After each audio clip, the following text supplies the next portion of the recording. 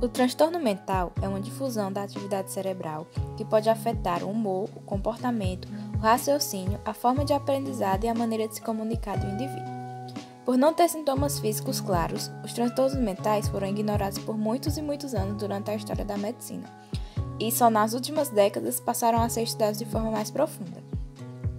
Existem vários fatores que podem influenciar no surgimento de um transtorno mental, como, por exemplo, a hereditariedade, os problemas familiares como violência e falta de afeto, as experiências traumáticas como abuso sexual na infância, situações de desastres e tragédias coletivas e o abuso de substâncias que agem no cérebro, além de álcool e outras drogas. Alguns transtornos mentais são comuns na história da medicina, como a esquizofrenia, a depressão, o toque, a neurose, entre outros. Vou começar falando um pouco sobre a esquizofrenia. É importante frisar que ninguém nasce com esquizofrenia. Este transtorno pode ser desenvolvido. Geralmente, ele se desenvolve na adolescência, mas também pode ser desenvolvido na fase adulta. Ele pode ser tratado corretamente com a ajuda de uma equipe de saúde mental, fazendo com que a pessoa que possui o transtorno tenha uma vida compatível com a vida normal. A pessoa que tem esquizofrenia, ela pode inicialmente começar a se isolar da família e ter dificuldade de pedir ajuda a outro indivíduo.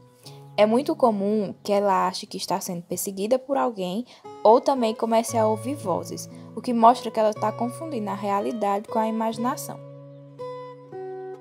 A depressão é outro transtorno mental muito comum e está se desenvolvendo cada vez mais, principalmente nesta época de isolamento.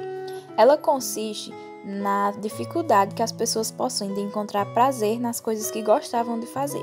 Ou seja, elas não possuem motivação para realizar as atividades que faziam no dia a dia. A pessoa com depressão, ela não consegue encontrar ânimo para lutar contra os problemas da vida e muitas vezes chega a perder até a vontade de viver.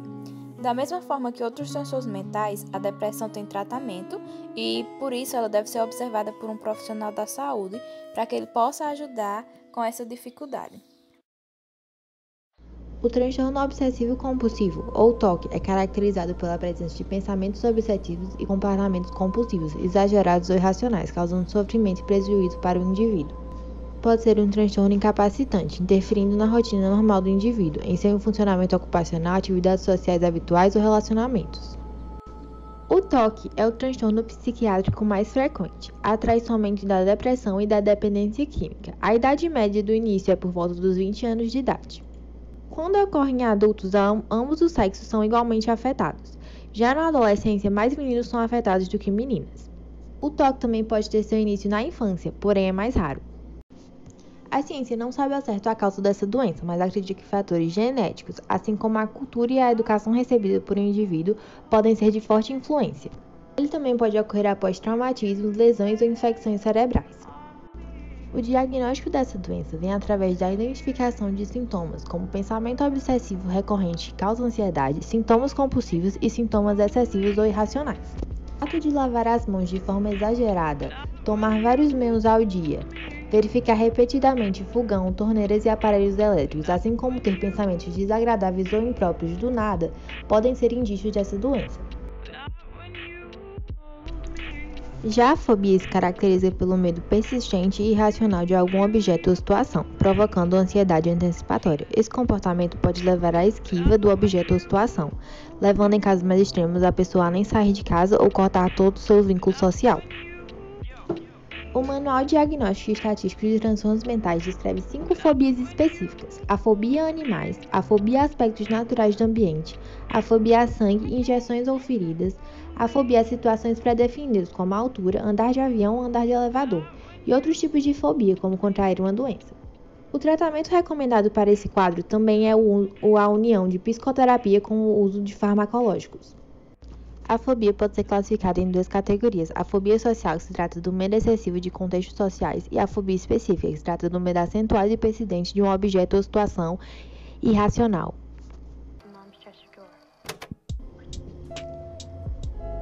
O transtorno de pânico se caracteriza pela ocorrência espontânea e inesperada de ataques de pânico. A ciência ainda desconhece a causa exata para essa doença, mas aponta fatores como genética, estresse e mudanças no cotidiano de uma pessoa como os fatores causadores desse problema.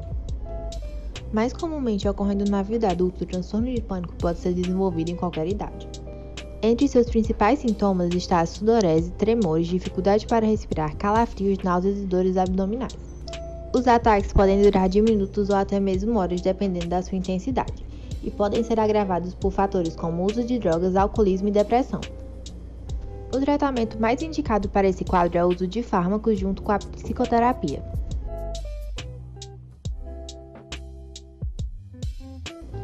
A histeria trata-se de uma neurose transitória que surge devido a traumas ou períodos críticos na vida de uma pessoa. Sua característica principal é a somatização, ou seja, a pessoa histérica transforma suas dores psicológicas em dores físicas. Freud considerava isso um apelo do corpo para externar o trauma que foi reprimido. As duas formas sintomáticas da histeria de mais fácil identificação são a histeria de conversão, que são os fenômenos corporais da histeria, como paralisação, dores de cabeça forte, arritmia cardíaca, entre outros, e a histeria de angústia, que se trata das fobias.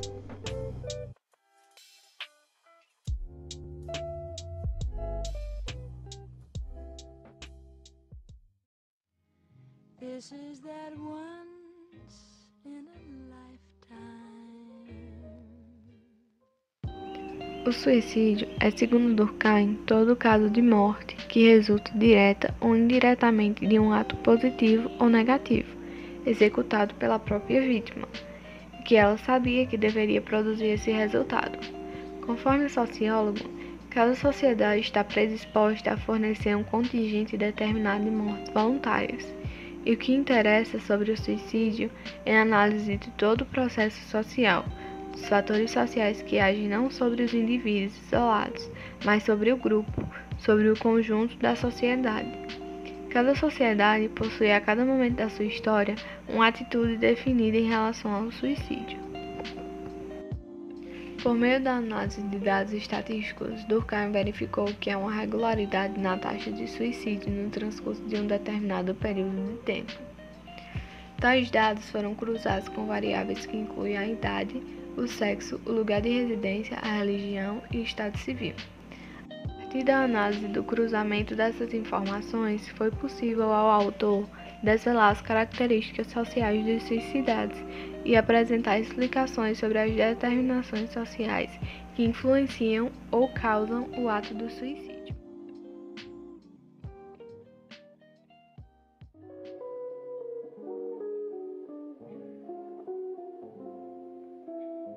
Dessa forma, há 3 tipos de suicídio segundo a etimologia de Emile Durkheim. O suicídio egoísta é aquele em que o ego individual se afirma demasiadamente face ao ego social, ou seja, há uma individualização desmesurada. As relações entre os indivíduos e a sociedade se afrouxam, fazendo com que o indivíduo não veja mais sentido na vida, não tenha mais razão para viver. Suicídio anômico é aquele que ocorre devido a alguma alteração social, devido a alguma anomalia social, ou seja, de alguma fuga do padrão social que aquela sociedade está acostumada a vivenciar. Um exemplo disso é a crise de 29 nos Estados Unidos, onde devido a uma quebra de bolsa e uma crise econômica muito forte, muitas famílias cometeram suicídio. Suicídio altruísta é aquele que ocorre quando a pessoa possui um vínculo social muito forte com o meio de onde vive, mas tão forte que aquele vínculo te leva ao suicídio. Um exemplo disso é os homens-bombas.